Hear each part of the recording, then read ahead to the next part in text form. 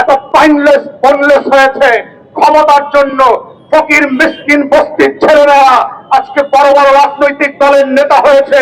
ওর নাম পরিচয় নাই, ওদের ওদের শিক্ষা দীক্ষা নাই, তারা সত্য চেনে না, তারা আজাদির লড়াই বোঝে না, তারা হাজার বছরের ইতিহাসের স্বাধীনতা সার্বভৌমত্ব বোঝে না।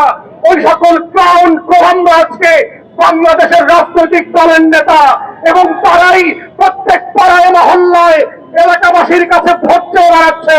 তারা আগামী সংসদটাকে কিভাবে আজাদির সাথে বেইমানি করে, গণ অভ্যুত্থানের সাথে বেইমানি করে বাংলাদেশকে আবার নতুন করে দিল্লির কাছে বেঁচে দেবে, সেই নাটক মঞ্চস্থ চলছে। আমাদের বক্তব্য খুব পরিষ্কার, বাংলাদেশ 5ই আগস্টের অতীতে ফিরে যাবে না। বাংলাদেশে আওয়ামী লীগ ফিরে আসতে পারবে না। বাংলাদেশে দিল্লির দাসত্ব কায়েম হবে না। বাংলাদেশে কত সাংবাদিক সুশীলরা এদেশের আজাদির লড়াইকে দিল্লির কাছে বেঁচে দিতে পারবে না।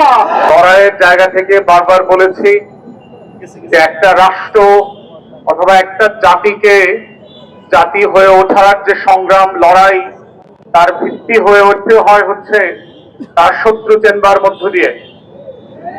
বাংলাদেশে আমার এই সোনার বাংলার সুশীল বুদ্ধিবেশ্যারা গত 54 বছর এই জাতির সবচেয়ে ক্ষতিকর শত্রুকে বন্ধু আকারে আমাদের সামনে পরিচয় করিয়েছে,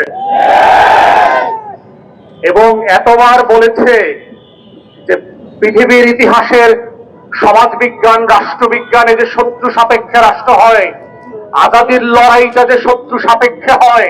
প্রত্যেক রাষ্ট্রের নাগরিককে তার সময়ের ঐতিহাসিক পরম্পরার জগৎ শেঠ, উমিচাঁদ, রায়দুল্লভ, লেন্দুক দর্জিদেরকে যে পরিচয় করিয়ে দিতে হয়, জাতির যুবকদের সামনে ঘসিটি বেগম আর মীর জাফরদেরকে প্রতি প্রজন্মের কাছে যেভাবে পরিচয় করিয়ে দিতে হয়, আমাদের দেশের মধ্যে বেশ্যারা, কলাম, মিডিয়া এবং রাজনৈতিক দলগুলো দেশের সবচেয়ে ক্ষতিকর এলিমেন্ট গুলোকে জাতির তরুণদের সামনে বন্ধু বেশে গত 54টা বছর পেশ করেছে। এবং যেটা করবার মধ্য দিয়ে যেটা হয়েছে, আমার স্বাধীনতা, আমার সার্বভৌমত্ব, আমার জাতীয় স্বার্থ, আমার আত্মমর্যাদা বারবার ভুলুণ্ঠিত হয়েছে। রাজনৈতিক দলগুলো যেভাবে আমার হাসনাত ভাই বলে গেছে, এত পাইনলেস বনলেস হয়েছে ক্ষমতার জন্য। ফকির মিসকিন বস্তির ছেলেরা আজকে বড় বড় রাজনৈতিক দলের নেতা হয়েছে। ওর নাম পরিচয় নাই, ওদের ওদের শিক্ষা দীক্ষা নাই, তারা সত্য চেনে না, তারা আজাদির লড়াই বোঝে না, তারা হাজার বছরের ইতিহাসের স্বাধীনতা সার্বভৌমত্ব বোঝে না।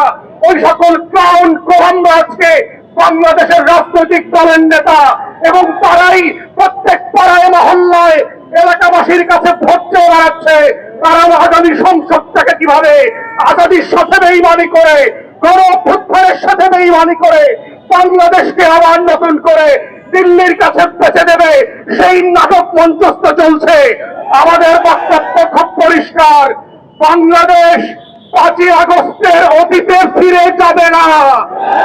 বাংলাদেশে আওয়ামী লীগ ফিরে আসতে পারবে না। বাংলাদেশে দিল্লির দাসত্ব কায়েম হবে না। বাংলাদেশে কত সাংবাদিক সুশীলরা এদেশের আজাদির লড়াইকে দিল্লির কাছে বেঁচে দিতে পারবে না। এই বক্তব্য খুব পরিষ্কার।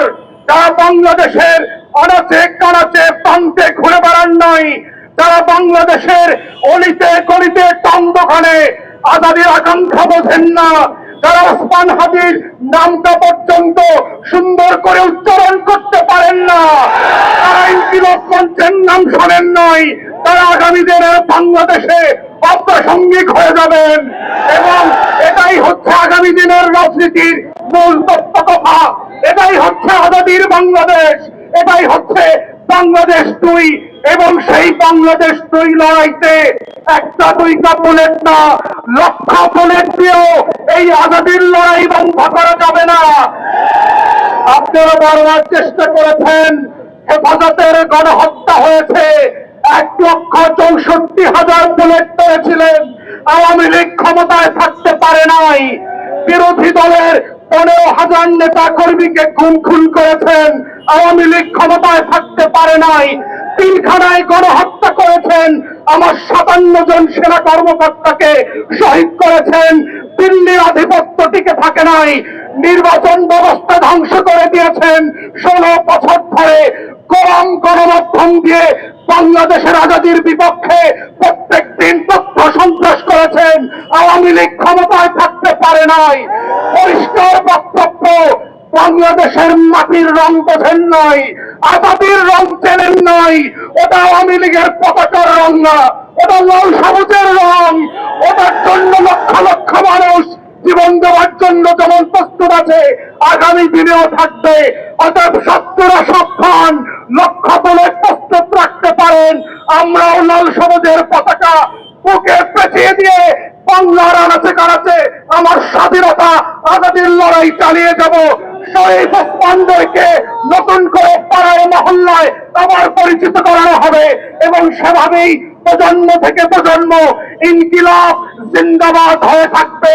ইনকিলাব ইনকিলাব ইনকিলাব ইনকিলাব ইনকিলাব ইনকিলাব। আসসালামু আলাইকুম।